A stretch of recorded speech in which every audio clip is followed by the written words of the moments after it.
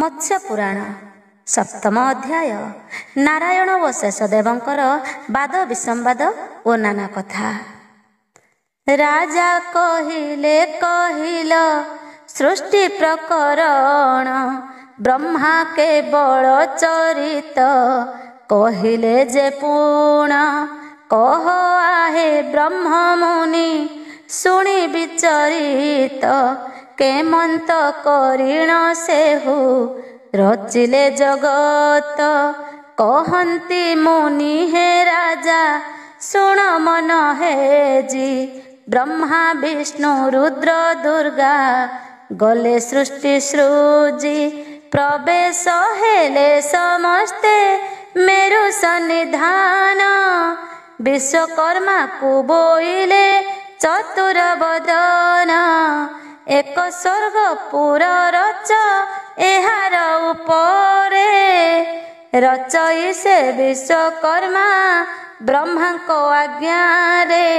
ଭୁବଲୋକ ଆଗ କରି ରଚେ ବିଶ୍ୱକର୍ମା, ସ୍ୱର୍ଗଲୋକ ପୂର୍ବ ପରି ରଚିଲା ମହାତ୍ମା। ମହଲୋକ ଜନଲୋକ କଲାକ ନିର୍ମାଣ, ତପ ସତ୍ୟ ଗୋଲୋକକୁ କରିଲା ଭିଆଣ। ଧ୍ରୁବ ବିଷ୍ଣୁ ଶିବ ଲୋକ ବ୍ରହ୍ମାପୁର ଆଦି, ସମସ୍ତ ପୁରମାନଙ୍କୁ ଆଣିଲା ସମ୍ପାଦି। ପୂର୍ବରେ ଥିଲା ସମସ୍ତ ଯେମନ୍ତ ବିଧାନ, ସେ ଅନୁକ୍ରମେ ସୃଜିଲା ସେହି ପୁରମାନ। ଚନ୍ଦ୍ର ସୂର୍ଯ୍ୟ ପରକାରେ ବିରାଜନ୍ତି ତେଜ, ରତ୍ନମୟ ପୁରମାନ ଶୁଣ ମହାରାଜ। ଗତ ଭୁବନ ନାଦି ନିକଟକୁ ଗଲେ, ତକ୍ଷଣେ ଭେଟିଣ ତାଙ୍କୁ ନମସ୍କାର କଲେ। କର ଯୋଡ଼ିଣ କହନ୍ତି ନାରାୟଣ ଶୁଣ, 14 ବ୍ରହ୍ମାଣ୍ଡ ଏବେ ହୋଇଲା ଭିଆଣ। ତାହା ଶୁଣି ନାରାୟଣ ସନ୍ତୋଷ ହୋଇଲେ, ବ୍ରହ୍ମାଙ୍କୁ ଅନେକ ମତେ ଗୌରବ କଲେ। ବିରାଟ ବୋଇଲେ ମୁହିଁ କରିଲି ସଂସାର, ଶୁଣି ବ୍ରହ୍ମାଙ୍କୁ ଗୌରବ କଲେ ଚକ୍ରଧର।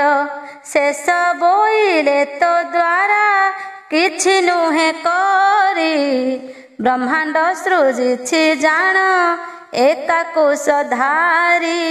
ବିରାଟ ବୋଲେ ନ ଜାଣୁ କିଛି ଶେଷଧର, ବ୍ରହ୍ମାଣ୍ଡ ତ ପୁରୀ ଅଛି ମୋହର ଗର୍ଭର।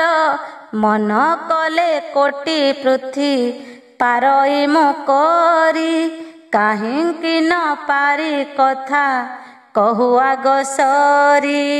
ଶେଷ ବୋଇଲେ ପେଟରେ ରଖିଅଛୁ ବହି, ଏକଥା ମନକୁ ମୋର କେଭେ ନ ଆସଇ।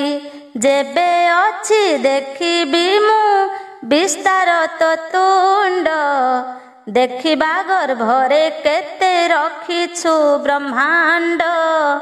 ତୁଣ୍ଡ ମେଲାନ୍ତେ ଦେଖିଲେ ପୃଥ୍ୱୀ ଅଛି ରହି, ପୃଥ୍ୱୀ ଆପ ତେଜ ବାୟୁ ସର୍ବ ଆଦି ହୋଇ।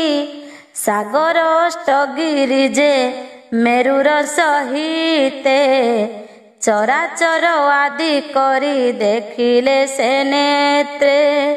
ଚନ୍ଦ୍ର ସୂର୍ଯ୍ୟ ଧନପତି ବରୁଣ ନୈଋତ, ବ୍ରହ୍ମା ରୁଦ୍ର ବହ୍ନି ବେଦ ଆଦି ପଦ୍ମ ନେତ୍ର। ନିଜେ ଶେଷ ଦେବ ପୁଣି ରହିଛନ୍ତି ତହିଁ, ପରମ ଲୋକ ଦୁର୍ଗା ଯେ ଆଦି ଶକ୍ତି ହୋଇ। ବାୟୁ ଆକାଶ ନକ୍ଷତ୍ର ସବୁ ଦେବଗଣ, ନାଗ ମନୁଷ୍ୟ ଆବର 14 ଭୁବନ।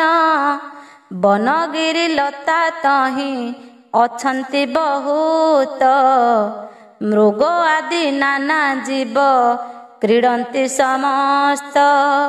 ଦେଖିଣ ଯେ ଶେଷ ଦେବ କୋପେ ପରଚଣ୍ଡ। ବୋଇଲେ ଗର୍ଭରେ ସିନା ଧରିଛ ବ୍ରହ୍ମାଣ୍ଡ। କର୍ଣ୍ଣରେ ପୃଥିବୀ ମୁହିଁ ପାରିବଇ ଧରି। ତାଙ୍କ ବଚନେ କହନ୍ତି ଦେବ ଗଦାଧାରୀ। ମୋର ଗର୍ଭରେ ପୃଥିବୀ ଅଛି ସବୁ କାଳେ। ସବୁ କାଳେ ଧରିବୁ କି ତୋର କର୍ଣ୍ଣ ବିଳେ। ଭରି ଦେଉ କାଢ଼ି ପୁଣି ଥୋଇବୁ ଯେ ମନ୍ତେ। ତେବେ ସିନା ଜାଣ ତୁହି ହେବୁ ସାମରଥ। ଶେଷ ବୋଇଲେ ମୋ କର୍ଣ୍ଣେ ଥିବ ସବୁ କାଳ। ତୋ ଗର୍ଭରେ ଯେତେ କାଳ ଥିବ ଆଦିମୂଳ। ତାହା ଶୁଣି ନାରାୟଣ ମୌନ ହୋଇଲେ। ଦେଖିବା ଦେଖି ଭାଇରେ ବୋଲି ନ କହିଲେ। ତାହାଙ୍କର ବଚନରେ ବିଶ୍ୱରୂପ ଧାରି। 500 କୋଟି ପୃଥ୍ୱୀ ଆଣିଲେ ଅଟାରି। ମହାଘୋର ବିଶ୍ୱରୂପ ଲୁଚିଲା ଗଗନ। ପୃଥ୍ୱୀ କି ସବୁ ଦିଶିଲା ମୁଦ୍ରିକା ସମାନ। କୁଣ୍ଡଳ ପରାଏ କରି ଭରିଲେ କର୍ଣ୍ଣରେ। ଶ୍ରୀନାରାୟଣ ଚକିତ ହୋଇଲେ ଅନ୍ତରେ। ଅନାଦି ବୋଇଲେ ତୁହି କଲୁ ଏଡ଼େ କର୍ମ। ବ୍ରାହ୍ମଣ ମାନଙ୍କୁ ନେଇ ଭରିଲୁ ତୁ କର୍ଣ୍ଣ।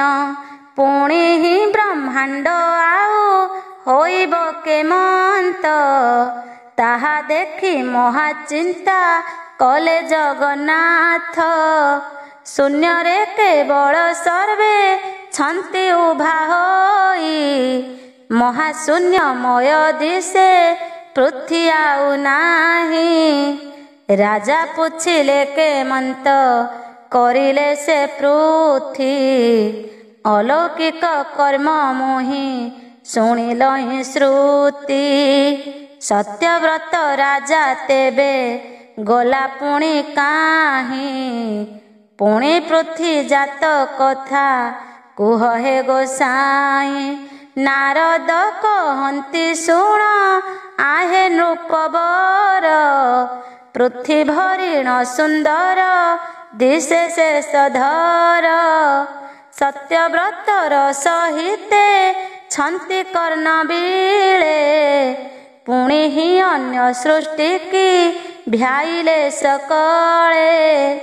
ସତ୍ୟବ୍ରତକୁ ରଖିଲେ ନେଇ ତାର ସ୍ଥାନ। ସ୍ୱପ୍ନ ପରାଏ ବିଚାର କରଇ ରାଜନ। ଶ୍ରୀହରି ବୋଲନ୍ତି ଦ୍ୱନ୍ଦେ ନାହିଁ ଅଭିଳାଷ। ପୁଣି ବ୍ରହ୍ମାଣ୍ଡ ହୋଇବ ପାଇବୁ ପରାସ। ଅନାଦି ବଚନ ଶୁଣି ସର୍ବେ ବୋଧ ହେଲେ। ପୁନରପି ବିଶ୍ୱକର୍ମା ବ୍ରହ୍ମାଣ୍ଡ ଗଢ଼ିଲେ। ରତ୍ନମୟ ପୁରମାନ ଦିଶଇ ଶୋଭନ। ସାବିତ୍ରୀ ଦେଖି ଭାସନ୍ତି ପ୍ରଭୁ ଭଗବାନ। ସାବିତ୍ରୀ କନ୍ୟାକୁ ବକ୍ଷ ପାଶେ ଦେଇଛନ୍ତି। ବକ୍ଷକୁ ଚାହିଁଣ ତହୁଁ ଅନାଦି ବୋଲନ୍ତି। ଏହି କନ୍ୟାକୁ ଆମ୍ଭେ ଯେ ଦେଇଥିଲୁ ତୋତେ। ବେଦ ବ୍ରହ୍ମାକୁ ଏହାକୁ ପ୍ରଦାନ ନିମନ୍ତେ। ଏବେ ବ୍ରହ୍ମାଙ୍କୁ ବେଗରେ ପ୍ରଦାନ ତୁ କର। ଏହାର ତୁ ହେଲୁ ଜାଣ ଧର୍ମ ପିୟର। ପ୍ରଭୁଙ୍କ ଆଜ୍ଞାରେ ଦକ୍ଷ ସନ୍ତୋଷ ହୋଇଲା। ତାହା ଶୁଣି ବେଦ ବ୍ରହ୍ମା ବିଷ୍ଣୁଙ୍କୁ ପୁଛିଲା। ଆଗରୁ ସାବିତ୍ରୀ କନ୍ୟା ଥିଲା ମୋର ଠାଇଁ। କିମ୍ପାଇଁ ତାହାକୁ ନେଇ ଆହେ ଭାବଗ୍ରାହୀ। ଏବେ ଯେ କନ୍ୟା ଉପରେ ହେଲା ତାଙ୍କ ପଣ। ସେହୁ ଦେଲେ ଆମ୍ଭେ ସିନା କରିବୁ ଗ୍ରହଣ। ଅନାଦି ବୋଇଲେ କିଏ ଦେଲା ବେଦବର। ତୋ ସନ୍ନିଧେ ଥିବା ମାତ୍ର ହେଲା କି ତୋହର। ଏବେ ତୋର ଧର୍ମ ବାପ ଦକ୍ଷ ପ୍ରଜାପତି। ଧର୍ମ କରିଥିଲେ ପଛେ ପ୍ରବର୍ତ୍ତିବ ପୃଥି। ପଞ୍ଚଦଶ କନ୍ୟାକୁ ଯେ ସେହୁ ବିଭା ହେବେ। ଏ କନ୍ୟାକୁ ତୋତେ ସେହୁ ବିଭା କରିଦେବେ। ବ୍ରହ୍ମା ବୋଇଲେ ନିକଟେ ଅଛନ୍ତି ସେ ରହି। ସମସ୍ତ କନ୍ୟାମାନଙ୍କୁ ଆବରି ପକାଇ। କନ୍ୟା ଆବରିବାକୁ ଏ ଉତ୍ତମ ଜାଣନ୍ତି। ପୃଥ୍ୱୀ କରିବାକୁ ଆଉ ମନ ନ ବଳାନ୍ତି। ଦୁଇ ଗୋଟି ପୃଥ୍ୱୀ କରି ପାଇଲ ହିଁ ପ୍ରାଣ। କନ୍ୟା ଦେଉଛନ୍ତି ଯାର କିଛି ନାହିଁ ଜାଣ। ଦକ୍ଷ ବୋଇଲେ ସୃଷ୍ଟି ମୁଁ ଭ୍ୟାଇଛି ବହୁତ। ତୋର ସଙ୍ଗେ ନଗଲାକୁ ନହିଲା କସତ। ସୃଷ୍ଟି ଜାତକୁ ଏହାଙ୍କୁ ଦେଲେ ପିତ ବାସ। ମତେ ଅହଙ୍କାର କରି ତୁ କରିବୁ କିସ। ଅନାଦି ବୋଇଲେ ବୃଥା ଦ୍ୱନ୍ଦ୍ୱ କିମ୍ପା କଲ। ସେହି କନ୍ୟା ତୋହର ନୁହେଁ ବେଦବର। ଦକ୍ଷକୁ ବୋଇଲେ କନ୍ୟା ବ୍ରହ୍ମାଙ୍କୁ ଯେ ଦିଅ। ଆପଣେ ଆପଣେ କିମ୍ପା କଳହ ଲଗାଅ। ନାରାୟଣଙ୍କ ବଚନେ ଦକ୍ଷ ତ ସହେଲେ। ସାବିତ୍ରୀର ହସ୍ତ ଧରି ବ୍ରହ୍ମାଙ୍କୁ ଅର୍ପିଲେ। ସରସ୍ୱତୀଙ୍କି ଅର୍ପିଲେ ନାରାୟଣ ପାଶ। ବୋଇଲେ ହାଙ୍କୁ ବିଭା କର ପିତବାସ। ବ୍ରହ୍ମାଙ୍କୁ ବୋଇଲେ ହି ଗାୟତ୍ରୀକୁ ଜପ। ତ୍ରିପାଦ ଗାୟତ୍ରୀ ଏହୁ ଛାଡ଼େ ଘୋର ପାପ। ଚାରି ବର୍ଣ୍ଣ ଜାତ ତୁମ୍ଭେ କର ଶ୍ରୀପତି। ଏ କନ୍ୟାକୁ ବିଭା ହେବେ ଦକ୍ଷ ପ୍ରଜାପତି। ବହୁ ନାରୀଙ୍କ ଠାରୁ ହେବେ ଉତ୍ତପନ। ଦେବ କାଶ୍ୟପାଦୀଙ୍କୁ ଏ କରିବ ପ୍ରଦାନ। ସଂସାର ପାଳିବ ବିଷ୍ଣୁ ଲାଗିଲା ତୋତେ। ଆଶା ରୂପରେ ରହିବୁ ସର୍ବହୃଦଗତେ। କ୍ଷୀର ସମୁଦ୍ରରେ ଯାଇ ରହ ଚକ୍ରଧର। 14 ଭୁବନେ ବିହାର ହୋଇବ ତୋହର। ମୁହିଁ ଯେହୁ ତୁହି ଯେହୁ ଏଥେ ଭେଦ ନାହିଁ। କେହି କାହା ଅଗୋଚର ନୋହୁ ଯହିଁ ତହିଁ। ଏକ ରୂପ ଆମ୍ଭେ ମାନେ ଦୁହେଁ ନାରାୟଣ। ସଂସାର କରିବାକୁ ଯେ ନାନା ମୂର୍ତ୍ତି ଜାଣ। କହି ଅନାଦି ପ୍ରକୃତି ପରମକୁ ଗଲେ। ଇନ୍ଦ୍ରଦ୍ୟୁମ୍ନଙ୍କ ଆଗରେ ନାରଦ କହିଲେ। ପାଦ ପାଣି ଛାଡ଼ି ବିନ୍ଦୁ ରୂପରେ ରହିଲେ। ପୂର୍ବ ବିଧିରେ ଯେ ରୂପ ନିରଞ୍ଜନ ଥିଲେ। ରାଜା ପଚାରନ୍ତି ଆହେ ମୁନି ବ୍ରହ୍ମା ଶୁଣ। ପରମ ଲୋକକୁ ଗଲେ ଯେ ଦୁର୍ଗା ନାରାୟଣ। ସେବଟ ପୁଟ ଗୋଟିକ ପୁଣି ଗଲା କାହିଁ।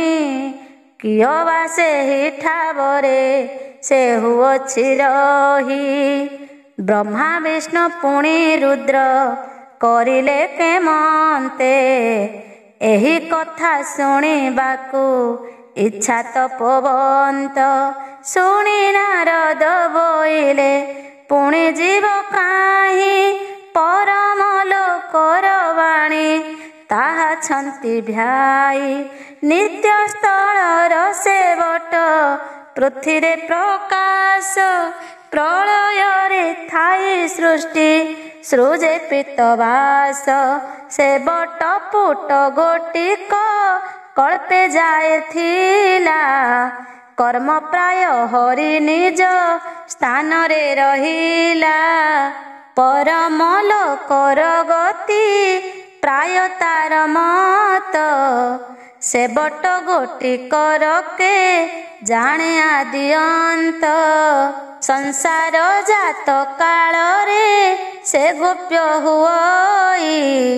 ପ୍ରଳୟ ଜଳରେ ପୁଣି ପୁଟ ପ୍ରକାଶଇ। ସେ ପୁଟ ଗୋଟିକ ରାଜା ସ୍ୱୟଂ ନାରାୟଣ। ପରମ ସ୍ୱାମୀ ତାହା ମୁଁ କରିଛି ଭିଆଣ। ନାରାୟଣ ପ୍ରାୟ ନାନା ମୂରତି ବହଇ। କୋଟି କୋଟି କରିଣ ସେ ଓହଳ ମେଲଇ। ପ୍ରଳୟ ଜଳରେ ସେହୁ ହୋଇଲା ପ୍ରକାଶ। ତହିଁ ପରେ ଥାଇ ସୃଷ୍ଟି କଲେ ପିତବାସ। ସେହୁ ଏହାକୁ ଜାଣଇ ତାହାକୁ ନ ଜାଣି। ଜନକଳି ନ ପାରଇ ଯେହ୍ନେ ସିନ୍ଧୁ ପାଣି। କିଏ ସେ କହିପାରିବ ସେ ପୁଟ ମହିମା। ତାର ଚରିତକୁ ଜାଣି ନ ପାରିଲେ ବ୍ରହ୍ମା। ଅଷ୍ଟଗୋଟି ତରୁ ତହୁଁ ହୋଇଲା କପୁଣି। ପରମ ଲୋକର କଥା ଶୁଣ ନୃପମଣି। ରୁଦ୍ରଦେବ ବା ତାହା ଅଳପ ଜାଣଇ। ବ୍ରହ୍ମା ଗଲେ ସେ ପୁରକୁ ବଣା ଯେ ହୁଅଇ। ତାଙ୍କ ପୁତ୍ର ଯେତେ ସେହି ଭୁବନେ ଗମନ୍ତି। ଆଦି ଅନ୍ତ ମଧ୍ୟ କିଛି ଜାଣି ନ ପାରନ୍ତି। ପରମ ଲୋକର ଦ୍ୱାର କରନ୍ତି ଦର୍ଶନ।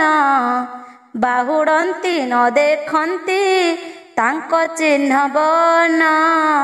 ଦ୍ୱାରେ ଥିବାର ଲୋକକୁ ଅନ୍ଧାର ଦିଶଇ। ଭିତରେ ଗୋଟିଏ ସୂର୍ଯ୍ୟ ତେଜ ପ୍ରକାଶଇ। ଉତ୍ତରେ ପଶିବା କେହି ନୁହନ୍ତି ଭାଜନ। ଅକ୍ଷୟ ନିରଞ୍ଜନ ସେ ନାହିଁ ରୂପ ବର୍ଣ୍ଣ।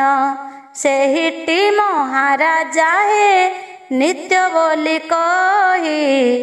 ଆବର ତାହାର ନାମ ପରମ ବୋଲାଇ। ପରତଳରେ ରହିଛି ସୈନ୍ୟ ପଦ୍ମ ଦଳ। ସହସ୍ରେ ପାଖୁଡ଼ା ତାର ଶୁଣ ମହିପାଳ। ସହସ୍ର ଯୋଜନ ଅଟେ ସେହି ପଦ୍ମ ଗୋଟି। ନୀଳମଣ୍ଡଳ ପରାଏ ଊର୍ଦ୍ଧ୍ୱେ ଅଛି ଘୋଟି। ନୀଳମଣ୍ଡଳ ଊର୍ଦ୍ଧ୍ୱେ ପରମ ଜ୍ୟୋତି ତନୁ। ନୀଳ ମେଘରେ ଯେ ସନେ ଶୋଭେ ଇନ୍ଦ୍ରଧନୁ। ତହିଁ ଉପରେ ପୁଣି ଶୁକ୍ଳବର୍ଣ୍ଣ ତେଜ। ସୂର୍ଯ୍ୟମଣ୍ଡଳ ପରାଏ ଶୋଭିତ ତା ଧ୍ୱଜ। ନିରାକାର ରୂପୀ ସେହି ସାକ୍ଷୀ ରୂପେ ଥାଇ। ତାହାର ଶରୀର ଜାଣ ଶୂନ୍ୟ ଜନମୟୀ। ଏମନ୍ତ ମଣ୍ଡିଣ ହୋଇଛନ୍ତି ନାନା ବର୍ଣ୍ଣ। ଅଖଣ୍ଡ ମଣ୍ଡଳରେ ଯେ ବିଜେ ନିରଞ୍ଜନ।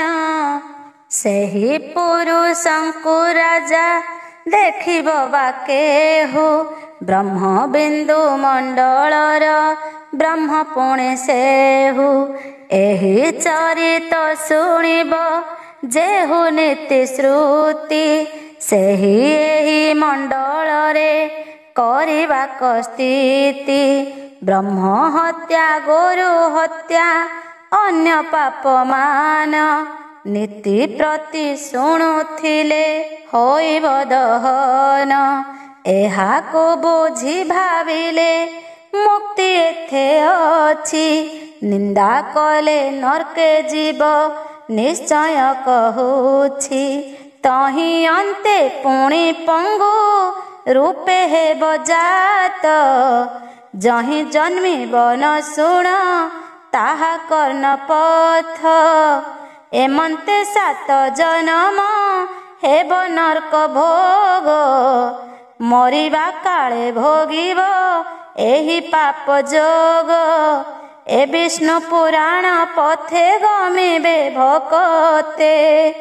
ମୂଢ଼କୁ ଅନ୍ଧାର ଏହୁ ଜାଣିବ କେମନ୍ତେ। ମୁଁ ହିଁ ଅଟେ ମୂର୍ଖ ଲୋକ ନ ଜାଣଇ କିଛି। ହୃଦୟରେ ସେହୁ ଅଛି ସେହୁ ତ କହୁଛି। ହେ ପଣ୍ଡିତ ଜନମାନେ ନ ଧରିବ ଦୋଷ। ନାରାୟଣଙ୍କ ଶରଣ କାମପାଳ ଦାସ। ଇତି ଶ୍ରୀ ମତ୍ସ୍ୟପୁରାଣେ ନାରଦ ଇନ୍ଦ୍ରଦ୍ୟୁମ୍ନ ସମ୍ବାଦେ ନାରାୟଣ ଶେଷ ଦେବୟଃ ପରସ୍ପର ମହାତ୍ମ୍ୟ କୀର୍ତ୍ତନ ନାମ ସପ୍ତମ ଅଧ୍ୟାୟ। ଅଷ୍ଟମ ଅଧ୍ୟାୟ ଦକ୍ଷ ପ୍ରଜାପତିଙ୍କ ବିବରଣ। କହୁଛନ୍ତି ମହାମୁନି ଶୁଣ ଦଣ୍ଡଧାରୀ। 7 ଦୀପ କରି ବ୍ରହ୍ମା ବସେ ବସୁନ୍ଧରୀ। ଶପଥ ଦୀପକୁ 7 ସମୁଦ୍ର ବେଢ଼ିଲା। ଦୀପ ଗୋଟିକେ ସମୁଦ୍ର ଏକ ଏକ କଳା। ଦକ୍ଷିଣେ ରହିଲା ଲୁଣ ଯେ ସମୁଦ୍ର ଗୋଟି। 2 ଲକ୍ଷ ଯୋଜନ ଯେ ରହିଅଛି ଘୋଟି। ଇକ୍ଷୁ ସିନ୍ଧୁ 4 ଲକ୍ଷ ଜୁଣ ଯହୁଁ ବଢ଼ା। ସୁର ସିନ୍ଧୁ 8 ଲକ୍ଷ ଜୁଣ ଯହୁଁ ବଢ଼ା। ଘୃତ ସମୁଦ୍ର 12 ଲକ୍ଷ ଯେ ଯୋଜନ। ଦୁଗ୍ଧ ସମୁଦ୍ର ଯେ 16 ଲକ୍ଷ ବିଦ୍ୟମାନ। ଜଳ ସମୁଦ୍ର ଉତ୍ତର ଦିଗରେ ଅଛଇ। 24 ଲକ୍ଷ ଯୋଜନ ଆୟତନ ହୋଇ। ମଧୁ ସମୁଦ୍ର ଦିଶଇ ମଧୁ ପ୍ରାୟ ବନ। ପୂର୍ବ ଦିଗେ ରହେ 28 ଯେ ଯୋଜନ। ବଳୟ ପ୍ରାୟ ପୃଥିକୀ ରହିଛନ୍ତି ବେଢ଼ି। ସମୁଦ୍ରକୁ ସମୁଦ୍ର ଯେ ନାହିଁ ଛଡ଼ା ଛଡ଼ି।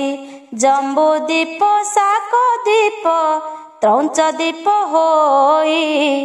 କୁଞ୍ଜ ଦ୍ୱୀପ ଆବରହି ଶୌଳ ଦ୍ୱୀପ ମହି। କରଞ୍ଜିକା ଦ୍ୱୀପ ପୁଣି କୁଶ ଦ୍ୱୀପ ମହି।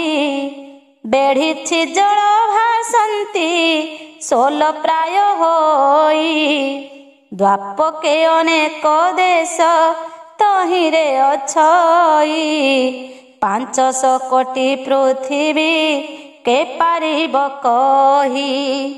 ଏଥୁ ଅନନ୍ତରେ ଶୁଣ ଆହେ ନରନାଥ।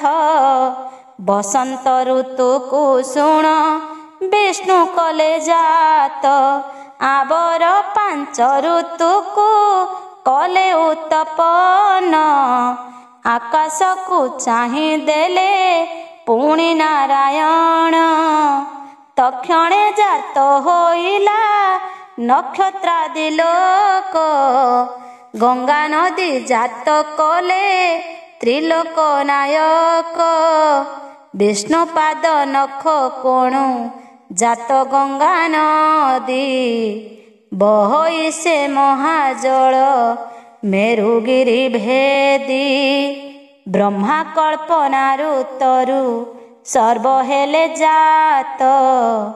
ନାନା ପୁଷ୍ପମାନ ହେଲେ ତହିଁରୁ ସମ୍ଭୂତ। ଆମ୍ବ ପଣସ ନଡ଼ିଆ ବେଲ ବୃକ୍ଷମାନ। ପୃଥିବୀରେ ପର୍ବତ କଲେ ଉତ୍ତପନ। ବନଗିରି ଲତାମାନ ହୋଇଲା କଜାତ। ତହୁଁ ନାନା ଫଳ ପୁଷ୍ପ ହେଲେ ବିକଶିତ। ଆବର ଅଷ୍ଟଗିରିକି କରିଛନ୍ତି ଜାତ। ପୂର୍ବରେ ଯେ ଲୋକାଲୋକ ଅସ୍ତଗିରି ସ୍ଥିତ।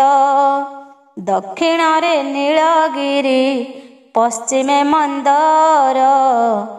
ରତ୍ନଗିରି ହେମବନ୍ତ ଅଟଇ ଉତ୍ତର। ଆବର ପଶ୍ଚିମେ ଗନ୍ଧ ମାର୍ଦନ ଛଇ। ବହୁଗିରି ମେରୁ ପାଶେ ପୁଣଛନ୍ତି ରହି।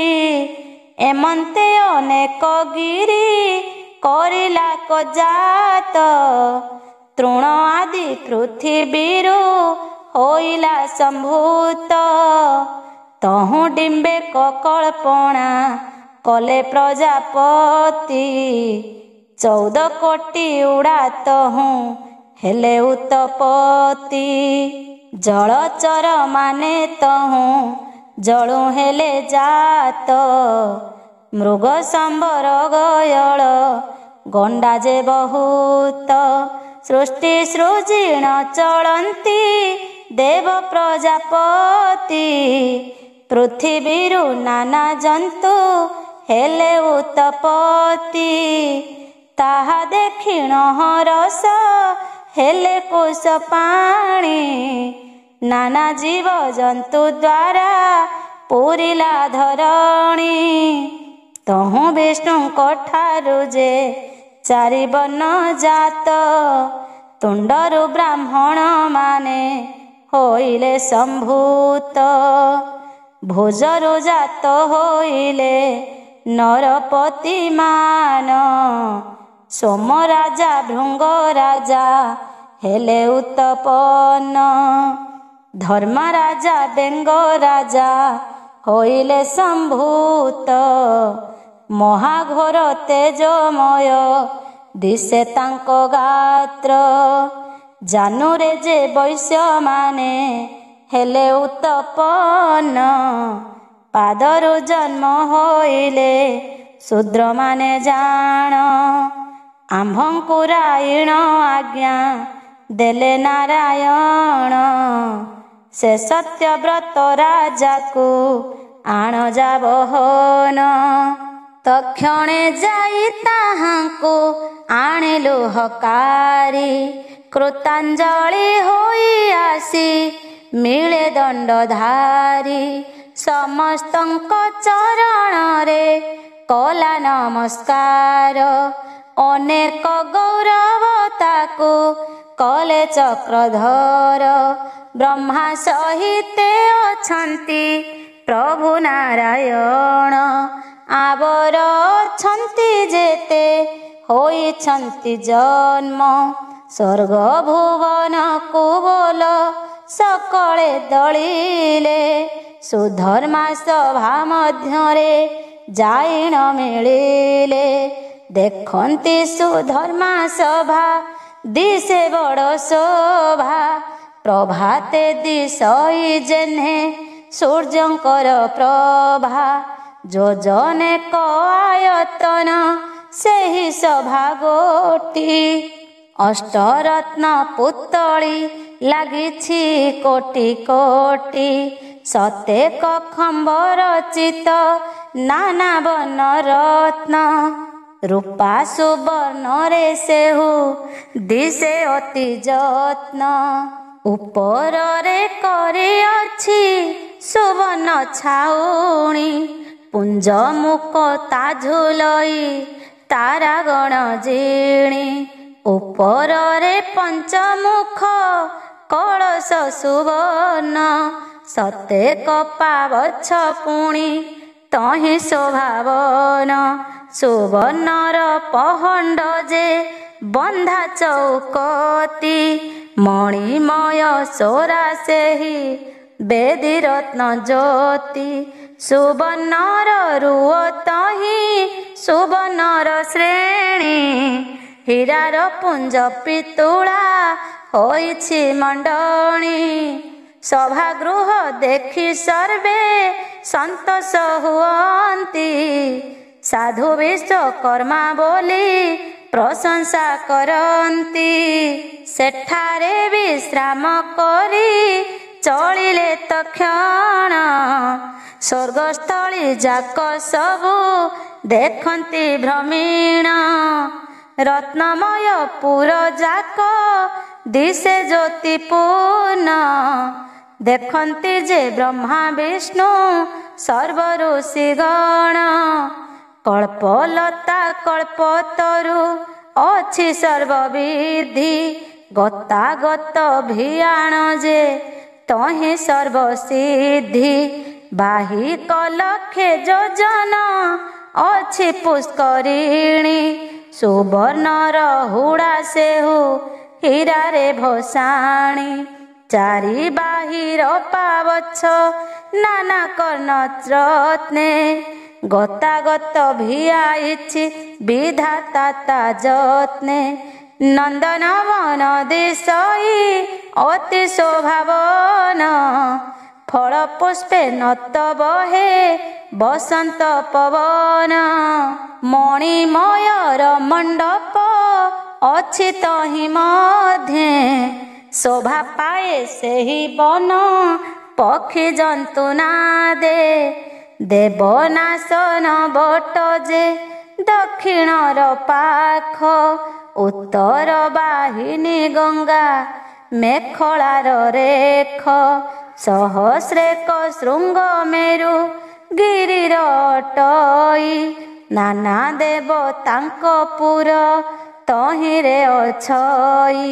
କାହାରି ପୁର ଜାଣ ଯେ ନଦୀ ସେ କାହାକୁ ପୂର୍ବର ଭିଆଣେ କିଏ ଭିଆଇଛି ତାକୁ। ନାନା ପୁର କରିଅଛି ମେରୁ ଛଡ଼ା କରି ବିଚିତ୍ର ଘଟଣା ଚାହିଁ ନ ହୁଅନ୍ତି ବାରି। ତାକୁ ଦେଖି ଦେବତାଏ ସନ୍ତୋଷ ହୋଇଲେ ତକ୍ଷ ପ୍ରଜାପତିକୁ ଯେ ପୁରେ ସମର୍ପିଲେ। ପୁଣି କାଶ୍ୟପକୁ ପୁରେ ଦେଲେ ବେଦବର ଚନ୍ଦ୍ର ଦିବା করে ଦେଲେ ରତ୍ନମୟ ପୁର। ଆପଣେ ଯେ ଯଶୋବନ୍ତୀ ପୁର ଆବରିଲେ ଶପଥ ଋଷିମାନଙ୍କୁ ପୁରେ ପୁରେ ଦେଲେ। ପବନକୁ ଏକ ପୁର ଦେବେ ବିଦ୍ୟମାନ ବୈକୁଣ୍ଠରେ ରହିଲେ ପ୍ରଭୁ ଭଗବାନ। ବିଶ୍ୱକର୍ମାକୁ ପୁରେକ ପୁଣି ସମର୍ପିଲେ ସ୍ୱୟଂଭୁବ ମନୁ ଏକ ପୁରରେ ରହିଲେ। ଧ୍ରୁବ ମଣ୍ଡଳେ ରହିଲେ ଯାଇ ସଦାଶିବ ସୋମ ସତ୍ୟ ବ୍ରତ ଚାହିଁ ବୋଇଲେ ଦଇବ। ମଧ୍ୟ ଭୁବନେ ରହିବ ଏବେ ତୁମ୍ଭେ ସବୁ ଦକ୍ଷର ବିଭାସରିଲେ ମଞ୍ଚେ ଯିବା ବାବୁ। ଶୁଣି ସନ୍ତୋଷ ହୋଇଲେ ସେବେ ନିରାଜନ କ୍ଷୀର ସମୁଦ୍ରେ ରହିଲେ ଦେବ ଭଗବାନ। ସର୍ବଦା ଦିବସ ପ୍ରାୟ ଅଟେ ସେହି ପୁରୀ ବିଷ୍ଣୁ ଭୁବନ ମହିମା କିଏ କହିପାରି। ଶୁଦ୍ଧ ସ୍ଫଟିକର ପୁର ମଣିମୟ ଜ୍ୟୋତି ମୁକୁତାର ମାଳମାନ ଦ୍ରୋଣେ ଲମ୍ବିଛନ୍ତି। ନବରତନର ଜ୍ୟୋତି ହୀରାମୟ କଣ ଯେ ବଣ ପୁରରେ ନୀତି ମୁକ୍ତା ବରଷଣ। ଆବରହି ଶେଷ ଦେବ ରହିଲେ କତହିଁ ଆଦି ନିରଞ୍ଜନ ସେହି ସର୍ପ ଫଣା ବହି। ଭୃଗୁ ଗୌତମ ପୁଣି ହୋଇଲେ ସମ୍ଭୂତ ଅଙ୍ଗିରସ କାଳ ଋଷି ହୋଇଲେ କଜାତ। ପୌଲସ୍ତ୍ୟ ହୋଇଲା ଜାଣ ବ୍ରହ୍ମଠାରୁ ଜାତ ପୁଣି ଚାରି ଯୁଗ ଜାତ କଲେ ଚଉମାଥ। ପ୍ରଥମ ଯେ ସତ୍ୟ ଯୁଗ ତାହା କଥା ଶୁଣ ହସ୍ତି ବାହନ ତାହାର ଦେହ ଶୁକ୍ଳବର୍ଣ୍ଣ ଚତୁର୍ଭୁଜେ ଶଙ୍ଖ ଚକ୍ର ଗଦା ଅଛି ଧରି କନ୍ଧରେ ପଇତାସିରେ ମୁକୁଟ ତାହାରି ତ୍ରେତୟା ଯୁଗ ଏ ରୂପେ ହୋଇଲା ସମ୍ଭୂତ ସିଂହ ବାହନ ତାହାର ଧନୁ ଅସ୍ତ୍ର ହସ୍ତ ଶିରରେ ମୁକୁଟ କନେ କନାଞ୍ଚଳ ଲୋକେ ବାହାକ ସୁବର୍ଣ୍ଣ ପ୍ରାୟ ଦେହ କାନ୍ତି ଝଳେ ଦ୍ୱାପର ଯୁଗର ଏବେ ରୂପରେ ଖସୁଣ ଅସୁ ବାହନ ତାହାର ଦେହ ତାମ୍ର ବର୍ଣ୍ଣ ଶପଥ ଶିଖା ମୁକୁଟ ଶୋଭା ତାର ଶିରେ ଥରହର ନିଶ କରେ କରେ ଗଦା ଧରେ କଳି ଯୁଗ ଜାତ ହେଲା ହୋଇ କୃଷ୍ଣ ବର୍ଣ୍ଣ କରରେ କୃପାଣ ପୁଣି ବ୍ୟାଘ୍ରତା ବାହନ ରକ୍ତ ବସନରେ ସେହୁ ହୋଇଛି ଭୂଷଣ ଅସତ୍ୟ ପୁରୁଷ ଗୋଟି ହୋଇଲା ଭିଆଣ ଏହି ରୂପେ ଚାରି ଯୁଗ ହୋଇଲେ କଜାତ କାଳେ କାଳେ ଏହି ରୂପେ ହୁଅନ୍ତି ସମ୍ଭୂତ ଏହି ରୂପରେ ବିଧାତା ତାଙ୍କୁ ଜାତ କଲେ ପୁରମାନ ଦେଇ ତାଙ୍କୁ ସ୍ୱର୍ଗରେ ରଖିଲେ କପିଳାରୁ କାମଧେନୁ ହୋଇଲା ସମ୍ଭୂତ ଆବର ବୃଷଭ ଏକ ପୁଣି ହେଲା ଜାତ ସେହି ବୃଷଭକୁ ନେଇ ରୁଦ୍ରଙ୍କୁ ଅର୍ପିଲେ ଧରି ନେଇ ସଦାନନ୍ଦ ସନ୍ନିଧେ ରଖିଲେ କହନ୍ତି ନାରଦ ମୁନି ଶୁଣି ମହିପତି କପିଳାନନ୍ଦନ ହେଲା ଅତି ଦୁଷ୍ଟମତି ସୁଧର୍ମା ସଭା ତଳରେ ସଦା ଶୋଇଥାଏ ଦେବତାଙ୍କୁ ଦେଖିଲେ ସେ ଖେଦି ଘେନି ଯାଏ ତାର କୋପ ଦେଖି କରି ପଳାବନ୍ତି ଡରେ ଭୟ କରି ଗତାଗତ ନୋହିଲେ ପଥରେ ସଭାକୁ ସକଳ ଦେବେ ନ ପାରିଲେ ଯାଇ ଦୂରୁ ଦେଖନ୍ତେ ତାହାକୁ ସର୍ବେ ଭୟ ପାଇ ହୁଙ୍କାର ଶବଦ କରି ଅତି ମହି ଘୋର ରତ୍ନମୟ ପୁରମାନ କରିଲା ସେ ଜୁର କଳ୍ପଲତା ବୃକ୍ଷମାନ କଲା ଉତ୍ପାଟନ ଆଉ ନାନା ବୃକ୍ଷଙ୍କୁ ସେ କରିଲା ମର୍ଦ୍ଦନ ତାହା ଦେଖି ବେଦବର ଚକିତ ହୋଇଲେ ଗୋଲୋକେ ଯାଇ କପିଳା ଗାଇକି କହିଲେ ବୋଲନ୍ତି କପିଳା ତୁହି ଶୁଣ ଆଗୋ ମାତ ସ୍ୱର୍ଗରେ ତୋହର ପୁତ୍ର କଲା ଉତ୍ପାତ ଦେବତା ମାନଙ୍କୁ ଦେଖି ଖେଦିଣ ମାରଇ ସ୍ୱର୍ଗପୁର ଯାକ ସେହୁ କୋପେ ବିନାଶଇ ତାହାକୁ ତିଆରି କରି କହ ଗୋ ଜନନୀ ତୋ ପୁତ୍ର ନିଶ୍ଚୟ ଜାଣ କରିବ ବନି ବ୍ରହ୍ମାଙ୍କ ବଚନ ଶୁଣି କପିଳା ବୋଲନ୍ତି ମହାଦେବଙ୍କୁ ଯାଇଣ କହ ପ୍ରଜାପତି ତାଙ୍କୁ ଦେଖିଲେ ତାହାର କୋପ ହେବ ଶାନ୍ତି ଯାଅ ପ୍ରଜାପତି ବେଗେ ନଥାଅ ମକତି ତାହାଙ୍କୁ ଦେଖିଲେ ତାର ଭାଜି ଯିବ ରାଗ ଯାଅ ପ୍ରଜାପତି ତାଙ୍କ କତିକୁ ତୁ ବେଗ କପିଳାଙ୍କ ଆଜ୍ଞା ପାଇ ଗଲେ ବେଦବର ସେହି କ୍ଷଣି ଭେଟିଲେ ସେ ଦେବଦେବହର ସନ୍ନିଧ୍ୟରେ ଉଭା ହୋଇ କହନ୍ତି ବଚନ ଦୁଷ୍ଟପଣ କଲା ଦେବ କପିଳ ନନ୍ଦନ। ତୁ ଯାଇ ପ୍ରବୋଧି ତାକୁ ଆଣ ସଦାଶିବ। ଆଜିଠାରୁ ତୋହର ସେ ବାହନ ହୋଇବ। ବ୍ରହ୍ମା ବଚନେ ଉଠିଲେ ତହୁଁ ପଶୁପତି। ତକ୍ଷଣେ ମିଳିଲେ ଯାଇ ବୃଷଭର କତି। କଳ୍ପଲତାର ତଳରେ ବୀର ଅଛି ଶୋଇ। ରୁଦ୍ରଙ୍କୁ ଦେଖି ଉଠିଲା କାନ ଟେକି ଦେଇ। ରୁଦ୍ର ବୋଇଲେ ରହରେ କପିଳାନନ୍ଦନ। ମୁହିଁ ସଦାନନ୍ଦ ଅଟେ ଜଗତ ବନ୍ଦନ। ଜନ୍ମେ ଜନ୍ମେ ଅଟୁ ତୁହି ବାହନ ମୋହର। ଆସ ଆସ ବାବୁ ଏବେ କ୍ରୋଧ ଶାନ୍ତି କର। ଶୁଣି କପିଳାନନ୍ଦନ ସନ୍ତୋଷ ହୋଇଲା। ରୁଦ୍ରଙ୍କର ଚରଣରେ ଶିର ନୁଆଇଲା। ବୋଇଲା ହେ ଭୋ ଦେବ ନିସ୍ତରିଲି ମୋହି। ମୋର ପୃଷ୍ଠେ ବସ ତୁମ୍ଭେ ଜଗତ ଗୋସାଇଁ। ଯହୁଁ ସେ କପିଳା ସୁତ ବୋଇଲା ଏ ମନ୍ତ।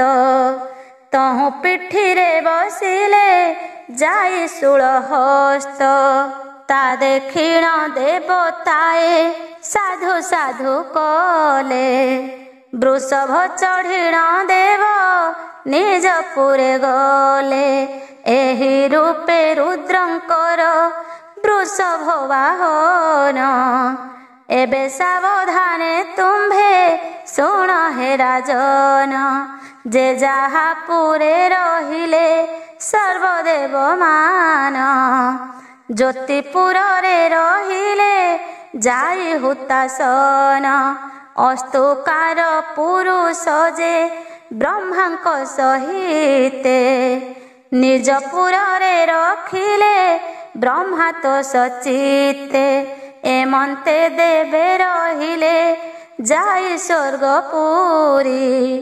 ଦକ୍ଷକୁ ଚାହିଁ ବୋଲନ୍ତି ଦେବକୁଶଧାରୀ।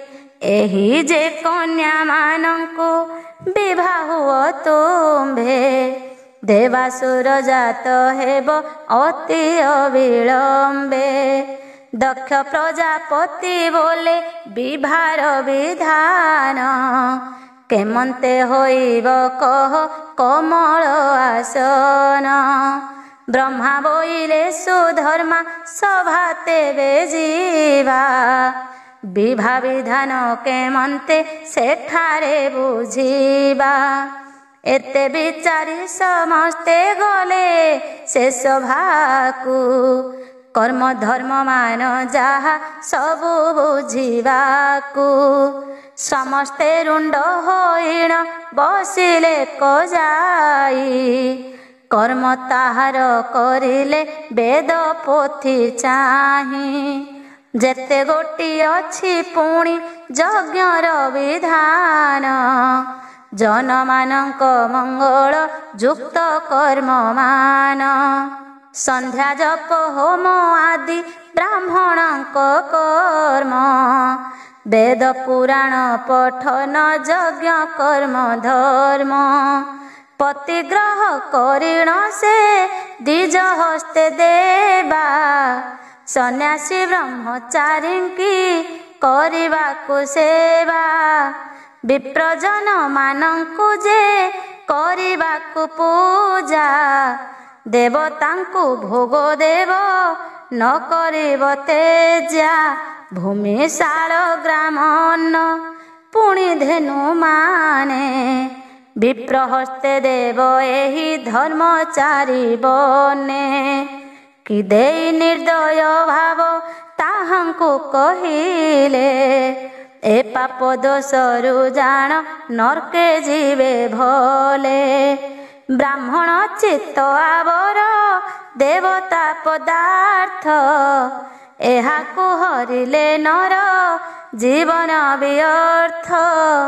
ବିପ୍ରଙ୍କୁ ଦଣ୍ଡ ନ ଦେବା ନୃପତିଙ୍କ ଧର୍ମ। ଦୂରରୁ ଆସନ ତେଜି କରୁଥିବ ମାନ୍ୟ। ଦେବତା ବ୍ରାହ୍ମଣଙ୍କୁ ଯେ କରୁଥିବ ପୂଜା, ମୃତ୍ୟୁ କାଳେ ପୁଣ୍ୟ ମାର୍ଗେ ଯିବ ଆହେ ରାଜା। ଏହା ନ ବିଚାରି ଚିନ୍ତେ ଯେହୁ ଦ୍ରୋହ ମାନ, କାଳେ ସେହୁ ନର୍କେ ପୁଣ ହୁଇ ପତନ।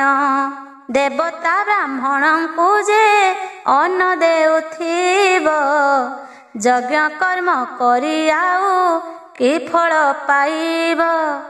ହୃଦୟ ନିର୍ମଳ କରି କରୁଥିବ କର୍ମ, କାଳେ ତା ପରମ ଗତି ପ୍ରାପ୍ତ ହୁଏ ଧର୍ମ। ଗୋରୁ ହତ୍ୟା ବ୍ରହ୍ମ ହତ୍ୟା କେହି ନ କରିବ, ସୁରାପାନ ମାତୃ ହତ୍ୟା କରି ନର୍କେ ଯିବ। ସ୍ତ୍ରୀ ବଧ ଶିଶୁ ବଧ ଜନ୍ତୁ ବଧ ମାନ, ନ କରିବ ପର ନାରୀ ହରଣରେ ମନ। ପ୍ରାଣୀ ନାଶ ନ କରିବ କରି ଅହଙ୍କାର, ମାତା ପିତାଙ୍କୁ ସେବିବ ହୋଇ ପରିଚାର। ଶାସ୍ତ୍ର ବିପ୍ର ନିନ୍ଦା କେଭେ ନ ମରିବ ଜାଣ, ନୃପ ନିନ୍ଦା ନ କରିବ ସେବ ନାରାୟଣ। ଚାରି ବର୍ଣ୍ଣ ଧର୍ମ ଏହି ବେଦରୁ ସମ୍ଭୂତ, ପାପ ପୁଣ୍ୟ ଏହି ରୂପେ କହିଲେ ସମସ୍ତ। ତହୁଁ ଦକ୍ଷ ଭୁବନକୁ କରିଲେ ଗମନ, ବ୍ରହ୍ମା ବିଷ୍ଣୁ ରୁଦ୍ର ପୁଣି ସର୍ବ ଋଷିଗଣ। ବିଶ୍ୱକର୍ମା ରଚେ ଛାୟା ମଣ୍ଡପ ଯେ ବିଧି, ସୁବର୍ଣ୍ଣରେ ନିର୍ମାଣିଲା ତଳେ ରତ୍ନ ବେଦୀ। ବେଶ ହୋଇଣ ବସିଲେ ଦକ୍ଷ ପ୍ରଜାପତି, ସୁବର୍ଣ୍ଣ ମୁକୁଟ ତାର ଶିରେ ବାନ୍ଧିଛନ୍ତି। ବରୁଣର ପୂଜା ବିଧ କଲେ ବେଦ ବ୍ରହ୍ମା, ନିକଟେ ବସିଲେ ପୁଣି ଆସି ସର୍ବବାମା। ଚାରି ବେଦ ସେହିଠାରେ କଲେ ଉଚ୍ଚାରଣ, ମହାବାକ୍ୟକୁ କହିଲେ ବେଦ ବ୍ରହ୍ମା ପୁଣ। କୁଶ ଗ୍ରନ୍ଥିକୁ ବାନ୍ଧିଣ ଅଗ୍ନିକୁ ସ୍ଥାପିଲେ, କପିଳା କ୍ଷୀରରୁ ଘୃତ ଆଣି ସମ୍ପାଦିଲେ। କନ୍ୟାଙ୍କ ଶିରେ ମୁକୁଟ ବାନ୍ଧିଲେ ଜେନେଇ, ପାଟ ବସ୍ତ୍ର ଗଇଁଠାଳ ପକାଇଲେ ତହିଁ।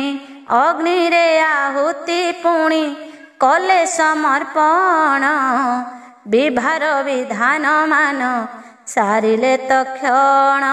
ବ୍ରହ୍ମାଙ୍କର ବିଭା ହେଲା ଏହି ପରକାରେ, ସାବିତ୍ରୀ ପାଇ ଆନନ୍ଦ ହୋଇଲେ ମନରେ। ସରସ୍ୱତୀଙ୍କୁ ବିବାହ ହେଲେ ଭଗବାନ, ଏମନ୍ତ ସରିଲା ସବୁ ମଙ୍ଗଳ ବିଧାନ।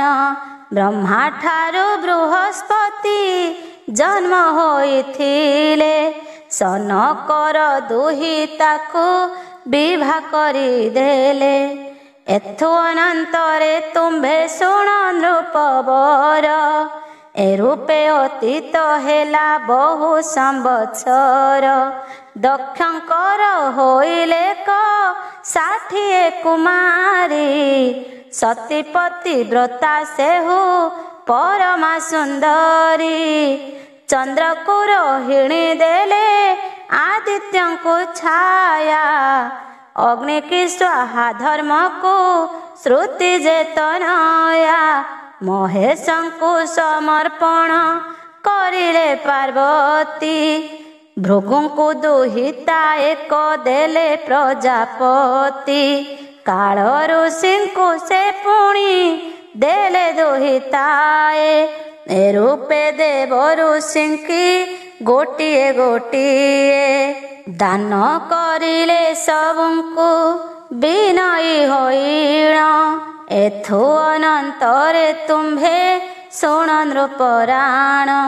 ବିଷ୍ଣୁଙ୍କୁ ଆଣିଣ ସେହୁ ଜୁଆଇଁ କରିଲେ, ତାଙ୍କୁ ତ ସେ ପ୍ରଜାପତି ବେନି ଝିଅ ଦେଲେ। ଦ୍ୱିତୀୟ ଦିତିଙ୍କ ଠାରୁ ସର୍ବେ ହେଲେ ଜାତ। କଶ୍ୟପ ବୀର୍ଯ୍ୟରୁ ସେହୁ ପୁତ୍ର କଲେ ଜାତ। ଜ୍ୟେଷ୍ଠ ପୁତ୍ର ତାହାଙ୍କର ହେଲେ ସୁରରାଣ। ଦ୍ୱାଦଶ ବିଶ୍ୱଦେବା ଯେ ବିଷ୍ଣୁ ଠାରୁ ସାନ। 11 ସୂର୍ଯ୍ୟ କଶ୍ୟପ କୋଳେ ଉତ୍ତପତି। 14 ଚନ୍ଦ୍ର ଗର୍ଭୁ ଜାତ କରିଲେ ଆଦିତି। ବରୁଣ କୁବେର ପୁଣି ହୋଇଲେ ସମ୍ଭୂତ। ଯକ୍ଷ ବିଦ୍ୟାଧର ଜନ୍ମ ହୋଇଲେ ବହୁତ। ଦିତିର ଗର୍ଭରୁ ଦୈତ୍ୟ ହେଲା ଉତ୍ତପତି। ବଳି ନାମରେ ବିଖ୍ୟାତ କଶ୍ୟପ ସନ୍ତତି। ରାହୁ ନାମେ ଏକ ଦୈତ୍ୟ ସିଂହିକାର ସୁତ। ଏ ରୂପେ ଅସୁର ଜନ୍ମ ହୋଇଲେ ବହୁତ। ସିଂହିକା ଦକ୍ଷଙ୍କ ଠାରୁ ହୋଇଥିଲା ଜାତ। ସନ୍ଧ୍ୟା କାଳରେ ସେ ପୁଣି ହୋଇଲା ସମ୍ଭୂତ। ଦକ୍ଷ ବ୍ରହ୍ମାଙ୍କୁ ସେ ଯାଇ ମାଗିଲା କଗ୍ରତି। ପୁଣି କୋପେ ସାପ ତାକୁ ଦେଲେ ପ୍ରଜାପତି। ବୋଇଲେ ମୋ ଠାରୁ ତୁହି ହୋଇଲେ ସମ୍ଭୂତ। ଲୋପା ମରି ଝିଅ ହୋଇ ୟା କହୁ କେମନ୍ତ। ସିଂହିକା ନାମ ତୋହର ହେଉ ଦେଖ୍ୟାତି। ମୋ ଠାରୁ ଜନ୍ମି ମୋ ସଙ୍ଗେ ଇଚ୍ଛା କରୁ ରତି। କୁମର୍ଗ ଭ୍ରଷ୍ଟା କହିଲୁ ଯେ ରୂପେ ନ ଜାଣି। ଯାଓ ଯା ପାପିଷ୍ଠା ତୁହି ହୁଅ ରାକ୍ଷାସୁଣୀ। ଦକ୍ଷ କୋପେ ସେ ସୁନ୍ଦରୀ ମହାଭୟ କଲା। ତତକ୍ଷଣେ ସେ ଯୁବତୀ ରାକ୍ଷାସୁଣୀ ହେଲା। ଦକ୍ଷ ବୋଇଲେ ତୋହର ରତିରେ ସ୍ନେହ। ଯାଅ କଶ୍ୟପ ଠାରୁ ରତି ସୁଖ ପାଅ। ଏହିପରି ସାପ ଦେଇ ଦକ୍ଷ ବ୍ରହ୍ମା ଗଲେ। ରାକ୍ଷାସୁଣୀ ଯାଇ ମିଳେ କଶ୍ୟପଙ୍କ ତୁଲେ। କଶ୍ୟପଙ୍କ ପାଶେ ମିଳି ହେଲା ପ୍ରଣମିତା। ପଚାରିଲେ କଶ୍ୟପ ତୁ କାହାର ଦୁହିତା। ରାକ୍ଷାସୁଣୀ ପ୍ରାୟ ମୋତେ ଦିଶୁଅଛି ତୁହି। କଶ୍ୟପ ପୁଛୁ ସିଂହିକା ଏମନ୍ତ କହି। ଦକ୍ଷ ପ୍ରଜାପତି ଠାରୁ ହେଲି ମୁଁ ଉତ୍ପତ୍ତି। ଚିତ୍ତ ଭ୍ରମେ ତାହାଙ୍କୁ ମୁଁ ମାଗିଲଇଁ ରତି। ଏହା ଶୁଣି କରି ଦକ୍ଷ ମୋତେ ସାପ ଦେଲେ। ଯାଅ ତୁଲ ରାକ୍ଷାସୁଣୀ ହୁଅସି ବୋଇଲେ। ଜନ୍ମ ତୋହର ରମଣେ ଏତେ ଚିତ୍ତ ବୃତ୍ତି। ସଂହିକା ତୋହର ନାମ ହେଉଲ ଦୁର୍ମତି। ଏହା ଶୁଣି ନଇଲି ଭଏ ଅପସରି। ତୁମ୍ଭ ଚରଣେ ରହିବି ଏବେ ସେବା କରି। ଏମନ୍ତ ଶୁଣି କଶ୍ୟପ ସନ୍ତୋଷ ହୋଇଲେ। ଯେ ତୋହର ଇଚ୍ଛା ତାହା କରସି ବୋଇଲେ। କଶ୍ୟପକୁ ସେବା କରି ରହିଲା ଯୁବତୀ। ଋତୁକାଳରେ କଶ୍ୟପ ତାକୁ କଲେ ରତି। ସେହି ଗର୍ଭରେ ସିଂହିକା ରାହୁ କଲା ଜାତ। ମହାବିକଟାଳ ସେହି କଶ୍ୟପର ସୁତ। ଶୁଣ ମହାରାଜ ଏବେ ଦିନ ତାର ଗତି। ଡିମ୍ବ 2 ଗୋଟି ଜାତ କଲା ମହାସତୀ। ତାହା ଦେଖି ନବୀନତା ଦୁଃଖ କଲା ମନ। ଲଜ୍ଜାରେ ସପତଣୀଙ୍କ ନ ଚାହେଁ ବଦନ। ବୋଲେ ଧିକ ମୋର ଗର୍ଭ ଡିମ୍ବ ହେଲା ଜାତ। ହସିବେ ସପତଣୀଏ ନିନ୍ଦିବେ ବହୁତ। ଅଭିନବ ସୁକୁମାର ସର୍ବେ ଜାତ କଲେ, ମୋ ମନ୍ଦ କର୍ମକୁ ଛାର ଡିମ୍ବ ଗର୍ଭ ଥିଲେ। କଶ୍ୟପଙ୍କ ମୁଖକୁ ମୁଁ ଚାହିଁବି କେମନ୍ତେ, ଏହାକୁ ଦେଖିଣ ସେହୁ କି ବୋଲିବେ ମତେ। ସମସ୍ତ ଯୁବତୀଙ୍କି ସେ କରିବେ ସୌଭାଗୀ, ଏ ଗର୍ତ୍ତ ସକାଶୁ ମୁହିଁ ହେଲି ଦୁଃଖ ଭାଗୀ।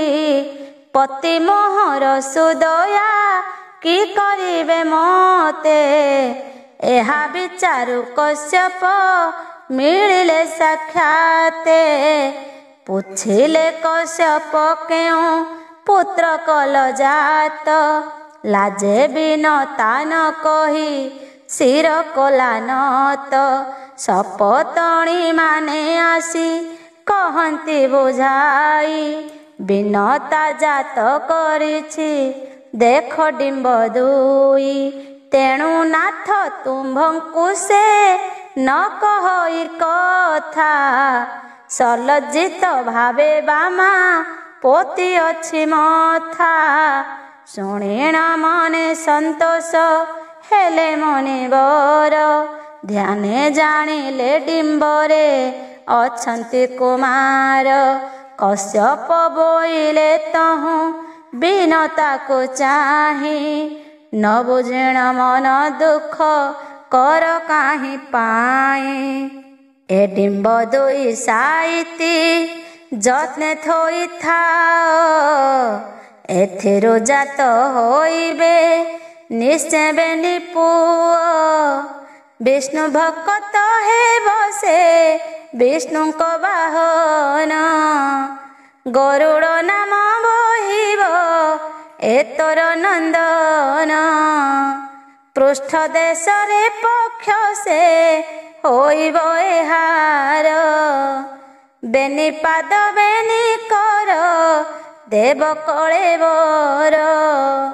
ସୁଦୀର୍ଘ ନାସିକା ହେବ ସୁନ୍ଦର ମୁଖଟି, ଦେହେ ବ୍ରଜ ଚୂନ ହେବ ପଡ଼ିନ କୋଟି।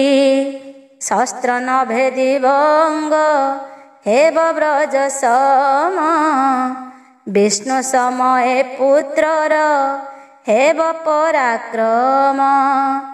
ତ୍ରିଜୀବ ହଇଣ ଏହୁ ବିଷ୍ଣୁ ସଙ୍ଗେ ଥିବ, ସତେ ବରଷେ ପୁତ୍ର ଡିମ୍ବର ଜନ୍ମିବ। ଏ ଭାର ଦେଲେ ପୃଥିବୀ ନ ପାରିବ ସହି, ପକ୍ଷ ବଞ୍ଚିଲେ ପର୍ବତ ଦେବ ଏ ଉଡ଼ାଇ।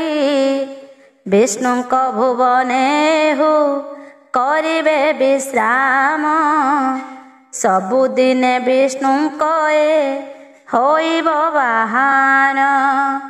ଆରେ କଡିମ୍ବରୁ ଯେଉଁ ପୁତ୍ର ହେବ ଜାତ, ରକତ ବରନ ପ୍ରାୟ ଦିଶିବ ତା ଗାତ୍ର। ସୂର୍ଯ୍ୟ ବିମାନେ ବସିବ ହୋଇଣ ସାରଥି, ସୂର୍ଯ୍ୟ ଥିବା ଯାଏ ହୁ ରହିଥିବ ବର୍ତ୍ତି।